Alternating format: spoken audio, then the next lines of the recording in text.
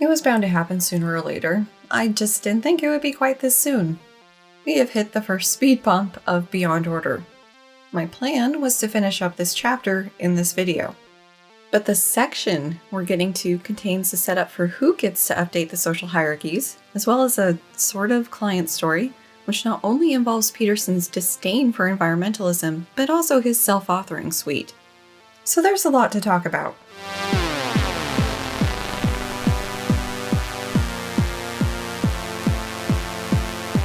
This video made possible thanks to the continuing support of viewers, patrons, and PayPal pals like you. Thanks! Hi, welcome back to this cognitive psychologist's deep dive into Jordan B. Peterson's Beyond Order, 12 More Rules for Life, and what a deep dive this is turning out to be. But there's no sense in piddling around up here on the boat when there is a full ocean to explore, so quick refresher on what the different visual cues mean. This means I'm paraphrasing the book. This means I'm responding to the book or integrating my thoughts with science. Although on the book's end of supplying these, we are going to encounter 50% of the references left in this chapter, 1/12 of the total number of references in this rule.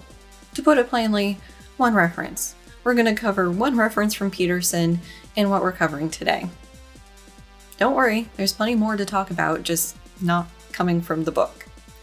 Alrighty, let's see why these social institutions are necessary but insufficient. Peterson, redefiner of words, is back. Sanity is knowing the rules of the social game, internalizing them, and following them. Interesting assertion, coming from a clinical psychologist's second self-help book, but there I go again, interrupting. Differences in status are therefore inevitable, as all worthwhile endeavors have a goal, and those who pursue them have different abilities in relationship to that goal. Accepting the fact of this disequilibrium and striving forward nonetheless, whether presently at the bottom, middle, or top, is an important element of mental health. From what he shared about his patients, this goal orientation seems to be a core part of how he helps people. It's certainly shown up repeatedly in these books.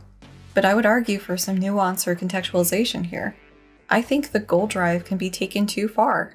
If you look at everything you're doing as needing to accomplish some goal, it seems like you're setting yourself up for burnout. I believe that people need to have downtime, be it a relaxing activity or just space to just exist. And I suppose the case could be made that this itself could be a type of goal. I need 1 hour where I'm just going to stare at the wall and not do anything. But I think my point still stands. In this relaxing downtime, staring at a wall space, you aren't actively trying to pursue some goal or work your way up some hierarchy. You're just existing. Some people, perhaps including Peterson, can handle everything being in pursuit of a goal, but having this advice without any caveat that it might not be the best fit for everybody doesn't seem like good advice. And okay, accepting that some people are going to be better at you at whatever thing you're working on is a part of life. But depending on how you look at this, it could be at odds with the first book's Rule 4. Compare yourself to who you were yesterday, not to who someone else is today. Part of the point of that chapter was to not worry so much about how other people were doing and to just focus on yourself and your progress. Sorting yourself into the appropriate place in this rule's hierarchy seems counterproductive to that advice. Speaking of the first 12 rules, this next part maps more cleanly onto something from the original's Rule 8. Tell the truth, or at least don't lie. In particular, the idea that tradition is important, but needs to be updated and repaired only when necessary. But a paradox remains. The solutions of yesterday and today, upon which our current hierarchies depend, will not necessarily serve as solutions tomorrow. Thoughtless repetition of what sufficed in the past, or worse, authoritarian insistence that all problems have been permanently solved, therefore means the introduction of great danger when changes in the broader world makes local change necessary. This time around, Peterson is building in more allowance for updating tradition, but the constraints for when we're allowed to do so and who gets to do it are at the heart of this rule. Once again, doom peeks in with the great danger that comes with updating tradition. We're getting to the core part of this chapter here, so I want to make sure that the steps in this section are clear. Sanity is being able to play the social hierarchical game. Hierarchies are a fact of life, and being able to keep trying to improve in them is important. The hierarchies are dependent on tradition, but things change, so the rules governing the hierarchy also need to change, but not too much, mind you. Ready? Respect for creative transformation must in consequence accompany appropriate regard for the problem-solving hierarchical structures bequeathed to us by the past. That is neither an arbitrary moral opinion nor a morally relative claim. It is something more akin to knowledge of twin natural laws built into the structure of our reality. Highly social creatures such as we are must abide by the rules to remain sane and minimize unnecessary uncertainty, suffering, and strife. However, we must also transform those rules carefully as circumstances change around us. This will get expanded on as we continue through this chapter, but basically, the only people Peterson sees as qualified to go futzing around with tradition and the hierarchical rules are those who can fully appreciate the value of tradition while also being a creative. It isn't a hard guess for which political slant is generally considered valid. This is a good example of Peterson's shift in this book. He's claiming this isn't an arbitrary position and is actually a fundamental description of reality, but there's nothing to back that up other than his word. There are 2 references we haven't covered left in this chapter, and one is for the Bible. I think his repeated insistence about sanity and what it's tied to wouldn't bother me as much if he weren't a psychologist.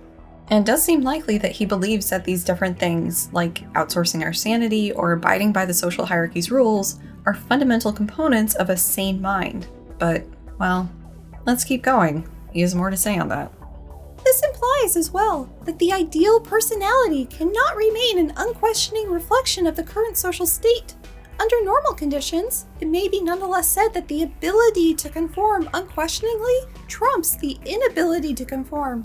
However, the refusal to conform when the social surround has become pathological, incomplete, archaic, willfully blind, or corrupt is something of even higher value, as is the capacity to offer creative, valid alternatives.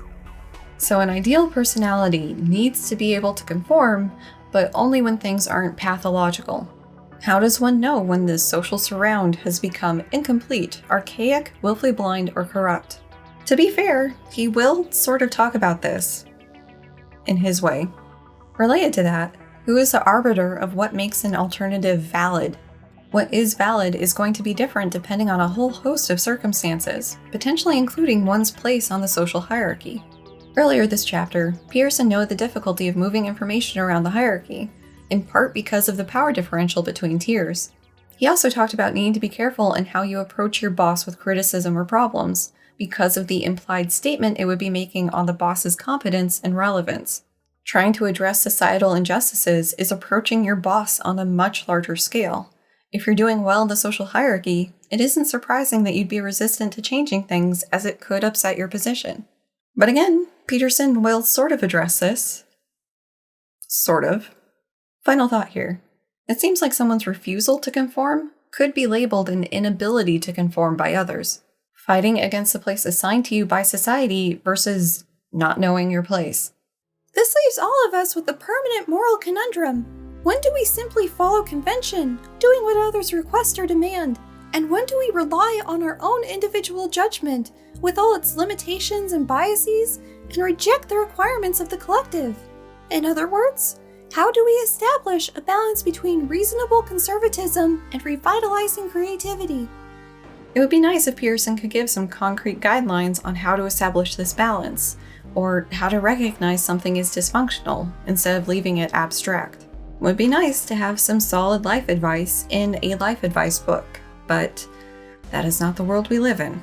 Peterson could well put my response to this down to my temperament, but this seems like the sort of thing that you should figure out for yourself, not be told what to think from a book. Think for yourself. Question authority. Top on Peterson's list of establishing the balance between conservatism and creativity is a person's temperament. Citing a paper that he was an author on, he says that some people are temperamentally predisposed to conservatism, and others to more liberal creative perception and action, before noting that the environment can also shape us, but that the environment also has niches for these different temperaments. Reference 11 is an article about the Big Five personality traits associated with liberal or conservative political ideologies. As indicated by the paper's title, they found compassion associated with liberalism and politeness associated with conservatism. I am not a personality psychologist, so take what I'm going to say with a grain of salt. The Big Five personality model is one of the more popular descriptions of human personality traits, but something to keep in mind here is since its inception, there have been several criticisms levied against it that haven't been resolved. Among these is that it was developed through statistical analysis of what personality test questions, which describe behaviors, tended to associate with each other in a large sample of people. The 5 factors that fell out were labeled as openness to experience, conscientiousness, agreeableness, extroversion, and neuroticism. The critique here is that these don't afford much predictive power. They're just describing general differences in how people behave. Now certainly, as with Peterson's paper here, things can be done with these categories, but the why behind these factors is still not there. This paper splits one of these 5 personality traits into 2 subtraits. Agreeableness gets split into compassion and politeness. The support for doing so is another Peterson paper. Again, we're in Peterson's turf here, but it strikes me as a little odd that these core 5 traits are then divisible. It seems like that has a potential to snowball into a possibly infinite number of subtraits, at which point it seems like the descriptive power of the Big Five model is gone. Peterson's paper also talks about the heritability of political attitudes. We haven't talked about heritability in a while on this channel, so let's go through that again quickly. Heritability of a trait is talking about how much of a role genetics has in the differences of that trait in a population. Population being an important word here. So we are talking about the genetic contribution, but we're doing so for a group rather than on an individual level. This is also a statistical thing, so the heritability of any trait ranges from 0, no genetic role in population differences, to 1. Genetic differences seem to be strongly associated with population differences. The best example I heard for how to really grok this idea is fur color. Let's say you have a population that only has black fur. It would seem like there is a strong genetic component involved in this population's fur color, right? Well, the heritability of hair color in this population is 0. This is because this population has no variability in fur color.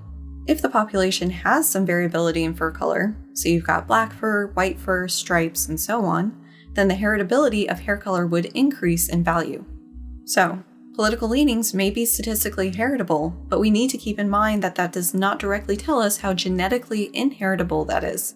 The role of the environment in the development of that, or the cause of the difference, cannot be figured out this way. All this is really saying is that a person will tend to have similar political leanings as their parents. But to bring us back to where we were in this chapter, Peterson has used this source appropriately. I kind of wonder if this is why Peterson doesn't consider himself a conservative, that he doesn't have the right personality or temperament for it, or something. Now, let's talk about the conservative and liberal niches, and we're going to use Peterson's dichotomy on this because he uses liberal and left interchangeably, even though those aren't quite the same thing, but anyways. People on the right side are staunch defenders of all that has worked in the past. Peterson adds that these people are generally correct, as tradition typically has good solutions. Though this can be the wrong thing to do because the present can be different from the past, and hierarchies can fall prey to artificial authorities, meaning those who falsely earn their spot. People on the liberal/left object to artificial authorities, which Peterson agrees with. But he adds that it is super important to be able to distinguish between functional and dysfunctional hierarchies. This then requires the ability to know the good and bad side of the very necessary social hierarchies, and the wisdom to not focus too much on the goodness or badness lest one be dangerously biased. I want to emphasize that the question leading into this discussion was on finding the balance between conservatism and creativity, not the balance between conservation and progression, which seems to be more appropriate when we're talking about the right versus left in this manner. Peterson's reinforcing his point about genuine authorities belonging on top of the social hierarchy here, that it is only appropriate to criticize hierarchies when they're dysfunctional or authorities when they're artificial. Besides the authorities acting in self-serving ways, it's not entirely clear how to tell these things are occurring. He's also reinforcing the idea that hierarchies are a fact of life and we can only tweak them to right the course. The functional reality of these hierarchies, historically in the West, with white men being up top, is not commented upon. Also, this idea that what worked in the past was a pretty good starting point doesn't seem right. And he's sort of contradicting himself from Rule 7 last time around, when Peterson was talking about the marvels of Christianity and how it reduced classism, got rid of slavery, put in the separation between church and state, and was all around less barbaric than what came before. For one, Christianity didn't bring about those changes. But if Peterson was correct here that Christianity did all of these things just poof, the social overhaul by Christianity could have been deemed too radical a change from the existing tradition. Talking about dangerously biased, having a paragraph painting conservatism as good much of the time, with the only real role for progressivism coming in for correcting the corruption of tradition, seems a bit biased itself. It also requires knowledge that on the more radical, creative side, the necessary source of revitalization for what has become immoral and outdated, there also lurks great danger. Part of the danger is that very tendency of those who think more liberally to see only the negative in well-founded institutions. The further danger stems from the counterpart to the corrupt but conservative processes that destabilize and destroy functional hierarchies. There are unethical radicals, just as there are crooked administrators, managers, and executives. These individuals tend to be profoundly ignorant of the complex realities of the status quo, unconscious of their own ignorance, and ungrateful for what the past has bequeathed to them. So much danger to be had here. We really ought to listen to the good doctor and just be grateful that we have a mostly functional hierarchy. Note that the counterpart to artificial authorities, who are doing it with full knowledge they are benefiting at the cost of the hierarchy, are the unethical radicals, who are unconscious of their own ignorance. This opens the door to point at someone on the progressive side of things and identify them as ignorant of what they're critiquing and ungrateful for the current society. They can't even really defend themselves because of this unconscious component Peterson built in. My general dislike for Jung's work continues unabated. Such ignorance and ingratitude are often conjoined with the willingness to use tired cliches of cynicism to justify refusal to engage either in the dull but necessary rigors of convention or the risks and difficulties of truly generative endeavor. It is this corruption of creative transformation that renders the conservative, and not only the conservative, appropriately cautious of change. What are these tired cliches, Peterson? How could the reader recognize them in conversation or in themselves? What is the difference between generative or degenerative change? I feel obliged to point out some of the tired cliches of conservatism while we're here. Snowflakes, identifying as attack helicopters, sheeple, and so on. These are also trotted out to end a conversation. Now, I'm not saying that we should just Mad Hatter Tea Party society because it's been a bit since we've had a revolution and we're due for one. But to dig in your heels at the thought of change and address societal wrongs, especially when those wrongs are identified by people on the receiving end of society doing something shitty, just because it's change and we really need to be cautious and careful with how much we change at any point, seems to be dangerously biased itself. Finally, as we've seen in the previous sections, and the last book, this is mostly kept at an abstract level. The appropriateness of conservatives, but also unspecified others, isn't helping to clarify things. It's almost like we're seeing part of the writing process play out here, where maybe initially he had that only the conservatives were appropriately cautious of change, realized that that was a solid position that people could question or attack him on, and so added the "and not only the conservative" to prevent that. But aside from one sort of not really a client story, we don't get a concrete idea of what he's talking about here. Let's get to that story. This story is of the niece of a Peterson fan who was put into contact with Peterson by her uncle. By what Peterson describes, it sounds like she was depressed and having trouble getting up and doing things, and had dropped out of high school a couple years prior to this. The only real connection she had to the world was a pet serval. Servals are great and all, but could we stop it with the exotic pets? Pearson lays the blame for her current state at her parents' feet, as they had allowed her to drift in this manner. This woman was interested in becoming a vet, and had a general idea of how to go about accomplishing that, but hadn't really looked into it in any great detail. Peterson agreed to help her further if she would complete an online planning program designed by himself and his colleagues. This isn't a reference per se, but we're going to talk about the footnote here. This online planning program being his self-authoring suite. The one he recommended for this woman is the future authoring component, available for $14.95, But you can also buy it bundled with the other components of self-authoring for $29.90. Quite a steal. Or even buy 2 licenses for the price of 1. How could you turn that down? FOMO! There are 3 papers linked in the website's research tab. The first compared an adapted for college students version of the self-authoring suite against a control condition in improving struggling students' retention rates and performance. The self-authoring condition involved writing about goals, then specifying and elaborating on those goals. The control condition involved taking some standardized personality tests and a free writing component about neutral topics. 4 months post-intervention, the self-authored students had a GPA bump and higher proportions still enrolled. It would be nice if this or further work had a control group that had students write about goals more generally, or didn't involve personality tests, or have come back to this after a longer period of time. But it seems like maybe this works as an intervention. Although maybe it's not quite as simple as goal setting, or maybe it shouldn't be rolled out en masse. The way the second's written on the website seems to imply it's in the prestigious journal Nature, but it's actually in Palgrave Communications, which is published by the parent company of Nature. Sneaky, sneaky, Dr. P. Also, while I'm complaining, Peterson received a fee per student who used the authoring suite in this experiment. It is pointed out in the paper's competing interest info that this happened, but this still calls into question the motivation behind this paper. This experiment involved the future authoring component for business school students, compared against students who received no intervention at all. They found better grades, retention, and so forth for the self-authored students 1 year later. But because they only compared the self-authoring intervention against essentially nothing, they can't really claim that the self-authoring process was the thing that helped. If there had been a control condition, as in the previous article, they'd have a stronger foundation to make those sorts of claims. But because there weren't comparison groups that either had to write for the same amount of time, think about their goals without writing, and so forth, we don't know why these gains happened.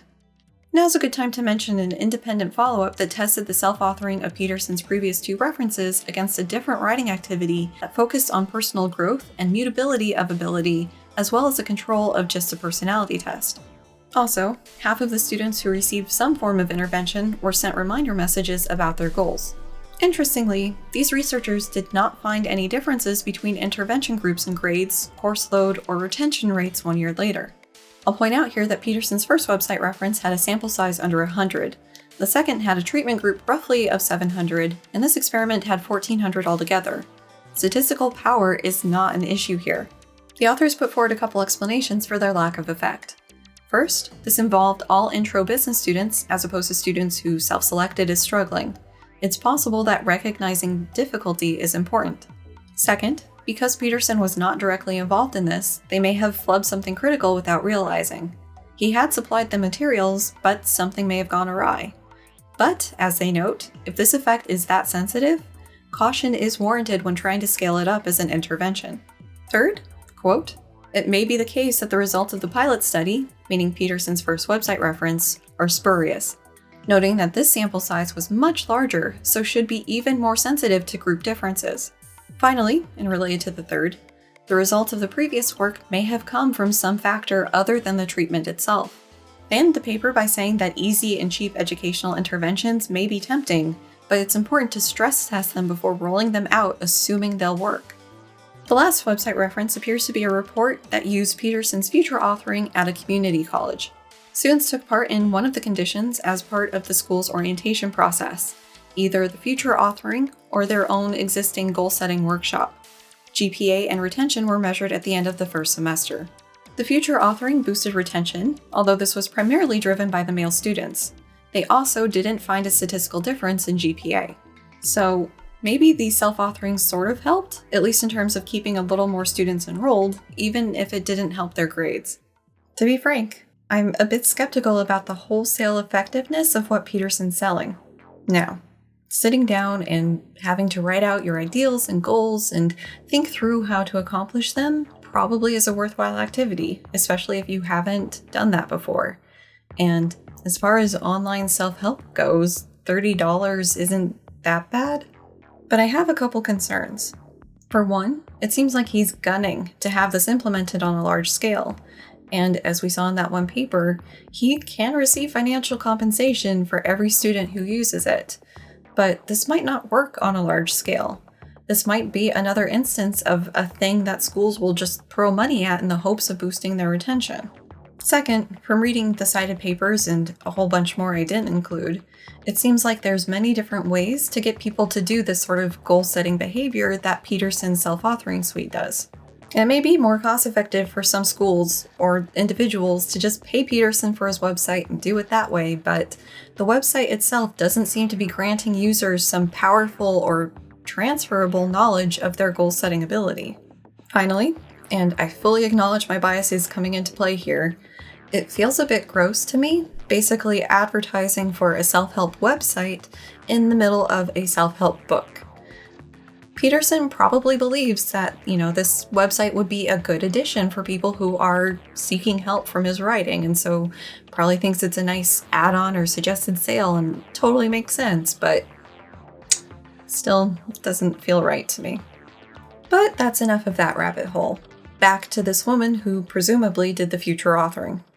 Peterson described things as going well, until she brought up the concern she had about the effect we're having on the environment. You may recall, dear viewer, this being something of a triggering topic for Peterson, as shown in the original's Rule 11. Now, there is nothing wrong, in principle, with the expression of concern for planet-wide issues. That is not the point. There is something wrong, however, with overestimating your knowledge of such things, or perhaps even considering them, when you are a mid-20-year-old with nothing positive going on in your life, and you are having great difficulty even getting out of bed. Under those conditions, you need to get your priorities straight, and establishing the humility necessary to attend to and solve your own problems is a crucial part of doing just that. If they were talking about the things that were bothering her, and this came up as one of the things that was bothering her, as it sounds like it could have, he needs to get some fucking humility himself. I'm having anxiety about the news rolling in about how fucked the world is because of us. It's an understandable position to be in at this point. And she doesn't have to overestimate her knowledge here. The experts have been sounding the alarm for years. And yeah, absolutely. There is some balance to be found here in keeping on living your life with this sword of Damocles just dangling over all of our heads. But shit-talking her and her situation is not helpful, although it demonstrates that Judgy Peterson is still intact despite his own recent adversity. It seems like getting her help with what sounds like depression may have been the best first course of action, instead of having her do an online activity then presumably internally snarking about her priorities. He describes his conversation as continuing to a place where he was no longer talking to her, but to an environmental ideologue, and if he continued this conversation, it would mean that he was talking to whatever or whomever took possession of her while in the grip of generic, impersonal, and cynical ideas, and it would also mean that this sort of conversation is useful at all. Last I checked, Peterson isn't any sort of climate researcher, so by his framing, he's also basically an ideologue, just with a different philosophical orientation. And sure, when you have two people who are just never going to agree about something, continuing a conversation on that topic is going to be pretty fruitless. But that's not going to be the gist of why Peterson said he stopped this conversation. It was impossible for me not to conclude that some of what had reduced her to her months-long state of moral paralysis was not so much guilt about potentially contributing to the negative effects of human striving on the broader world, as it was the sense of moral superiority that concern about such things brought her, despite the exceptional psychological danger of embracing this dismal view of human possibility. The exact nature of his professional relationship to this woman is not clear. All we know from the book is this woman was sort of referred to talk to him by way of a fan. The only sort of indicator we have for when this happened is his videos were up on YouTube and the self-authoring website was up. So anytime after 2013, conservatively. I mention that because Peterson closed down his private practice in 2017-ish. I only know superficial details about getting and maintaining a psychologist license in the US, so I don't know what the ramifications are of his arrangement with the College of Psychologists of Ontario after the complaint against his practice was processed. Not that the exact details are easy to find for that. So depending on when this happened, the professional relationship here should have been limited to that of online guy talking to the relative of a fan. So, if he was talking to her in that context, I guess him rendering this judgment is just on brand and shitty. But if he was talking to her as a clinical psychologist engaging in therapy, what the fuck? Peterson, knower of what's really in your head, can see that she wasn't really depressed, or even really concerned about her part in the ecological destruction of life on Earth. Oh no, it was that this gave her a moral smugness that somehow kept her from living her life. Right. I can't remember if this woman shows up again in the book, but she's not mentioned again in this chapter, so I guess we aren't going to know what happened after Peterson shut this conversation down. But we can have a guess based on what he said so far. She was in a bad place and put in contact with Peterson through her uncle. They talked about what she wanted to do with her life. Peterson wanted her to do the future authoring. It isn't clear if she did before the environmental stuff came up or if this all happened in one conversation. In either case, they talked more, and her environmental concerns came up. At this point, I can see a couple versions. Maybe Peterson was treating this as a therapy session, as he described in 12 Rules. This would involve a lot of listening on his end, as well as chiming in with what popped into his head as a sort of speaker for society to foster growth. If he did have that snark pop into his head, it's possible he would have communicated that, hopefully in a more neutral form. That may or may not have been well received by her. But he may have also been treating this more informally, since she may not technically have been a client. He certainly never calls her as such. In that case, I could see him being a bit more open on his opinions on things. To get to my point, this verbal exchange may not have been as ideologically and emotionally one-sided as portrayed in the book.